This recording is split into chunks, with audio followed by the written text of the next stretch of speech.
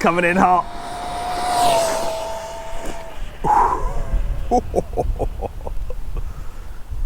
Guys, welcome to the channel. This video is not the video I started making about 4 or 5 days ago. Well, it is the video I started making about 4 or 5 days ago, but it's going to escalate pretty quickly into a video that I hadn't planned to make. But that might not be a bad thing. Anyway, let me explain where we started with this video and where we're going with it.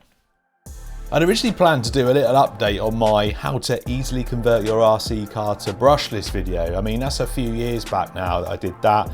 It was quite a popular video and I still get lots of questions on how to convert stuff. So as I was planning the video, I got hold of a hobby wing combo, I got a new servo. I thought while I'm doing the conversion for the brushless motor, I'd also show how to fit an upgraded servo in there. And I thought I'd go with the FTX Vantage, being that it's a nice budget brushed buggy. And it's probably similar to a lot of things that beginners would buy, a budget like brushed buggy or truck. Anyway, after a couple of hours of recording the conversion and explaining some of the differences between brushed and brushless, I quickly realised there was no way of fitting the ESC without completely butchering the chassis. So I decided to bin that off and go for something else. And luckily for me, I had a new boxed Arrma Gorgon. And I thought, oh, this is a cheap RC car, it'd be easy to upgrade. I've saved the video. It wasn't the ready to run Gorgon, it was the ready to assemble. It's exactly the same as the ready to run.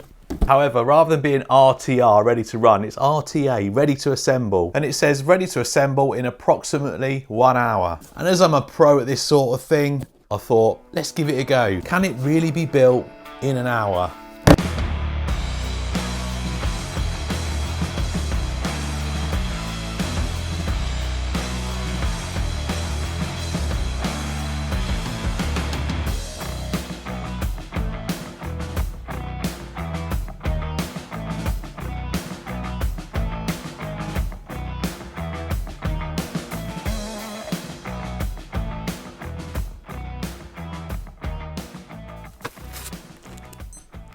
57 minutes and 35 seconds. So it's true what it says in the box, it can be assembled in around an hour. And once it was built, I did a stock speed run just to give us an idea of what we had to aim for when we done the brushless conversion. And the Gorgon's actually not a bad speed. In fact, the Vantage isn't a bad speed either out of the box for brushed. Anyway, that is where the problems began. The stock Gorgon actually runs on an 8.4 volt 7-cell nickel metal hydride battery. So straight away, it's got a little bit more power than your average brush setup, which usually runs on a 7.2 volt 6-cell nickel metal hydride. That was the first problem. We were using a truck that actually runs slightly more voltage than normal, so it's going to give you a little bit more speed. And the other issue is I chose a 3652 sized brushless, which is a bit smaller than a stock 550, and the wires were fouling on the chassis, so I had to hack a bit of the chassis away to get it to fit. But that is not the main issue. It's slower. That is not what we were going for. How do I know it's slower, you may ask? I know I've not speed run it yet. Well, I shall show you. So I thought I'd add a little bit more technical stuff than just a speed run. And this measures the RPM. So I know it's going to be slower because the measured RPM of the rear wheels in the stock system was 2,100 RPM. And this?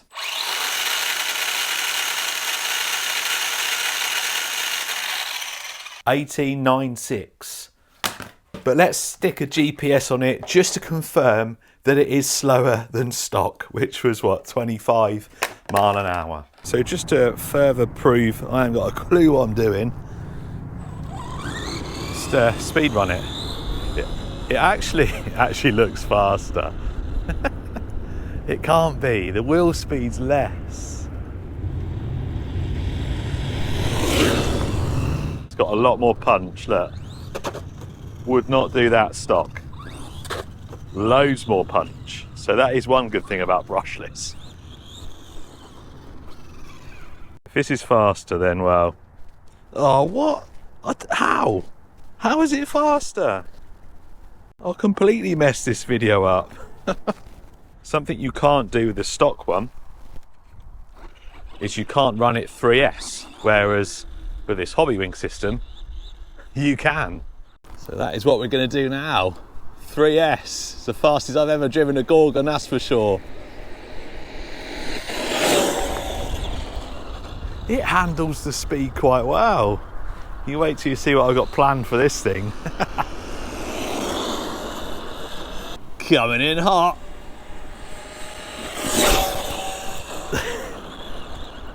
I'm impressed with how that takes that speed. If you're gentle on the throttle, you can get that power down really easy.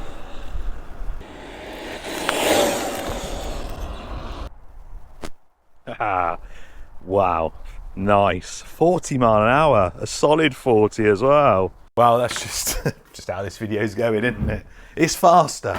Don't know how it's faster. Unless I've made a mistake on the wheel speed, but a couple of hundred less as well, which is quite a bit for your wheel rotation. Oh, I don't know. But anyway, we're still doing what I had planned. And I thought it was quite apt, actually. If you look at that, the Gorgon with the snake there. You got Medusa on the back. That's got to be the motor combo for it, hasn't it? The Copperhead 10 from Castle. And this is the fastest one they do, 7,700 kV. That is more than double the motor that's in there. And it will also run 4S. And seeing how the rest of this video's gone, I think the best thing I can do is turn the camera off, and we'll come back when I've got something exciting and worthwhile to show you.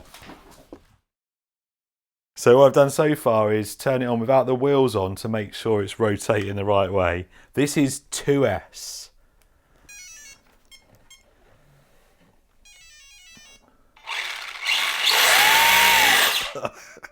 Oh my word.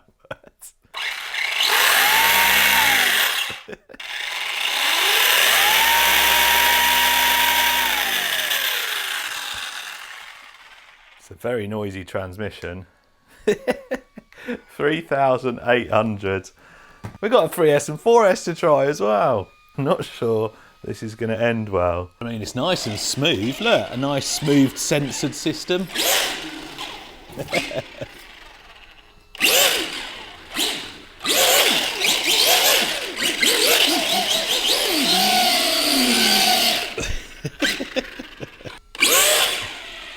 Guys, if you want to win this actual truck with the crazy castle setup in it, which you'll see in a second how fast it is, there is a link in the description, and you're not only just getting this, I've just made a custom body in my team colours, and it looks awesome, if I do say so myself. Really nice, like gunmetal metallic grey. You've got the neon green, bit of shark grey on the front there. I made the light decals out of carbon fibre, and then just finished off at the back again with a bit of green and then some metallic black. Looks so cool. I won't be running it with this body, so this will be in the condition you see when you get it. And that's not all. I'm also going to throw in a brand new kit that you can build yourself, and $200 cash, and you can do whatever you want with that. Maybe take someone out to dinner to keep them sweet when they see these coming through the door. Anyways, I'll link in the description for that. Now let's go and see how fast this crazy thing is.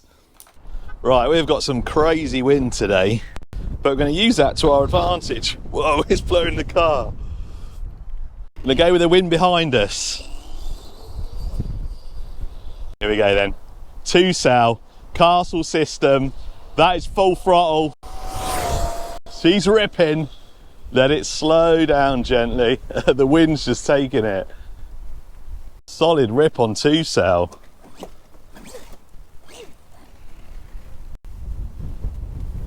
Yes. 50 mile an hour. 50 mile an hour 2S. Try and squeeze a bit more out of it. That's full throttle already. And it rips.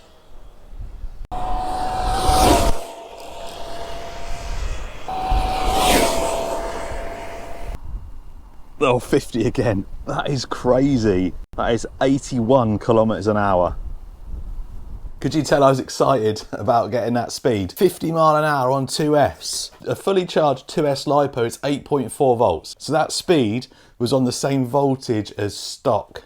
And remember, that Copperhead 10 ESC will run 3S and 4S. But before we attempt that, I've got a few little things I want to do to it. I've got these GPM metal gears. I've got a metal spur on the way. I'm going to put a new servo in it. And I'm going to make a little tweak to the suspension. But I didn't have any more time to try 3S LiPo on that run. So I'm going to upset a few of you, and there's going to be a part 2. Now, I like to try and get everything done in one video, but just couldn't on this one. So there will be a part 2. And remember, there's a link in the description if you want to win this actual truck. I don't know what's going to happen when we put 3S through this, or 4S, but I'll make sure it looks decent. But remember, you've got this awesome body, which I won't do any running with because it looks, well, It looks really good. That's quite elaborate painting for me. 4 different colours on that. And of course, you're going to get a brand new stock one anyway. And $200.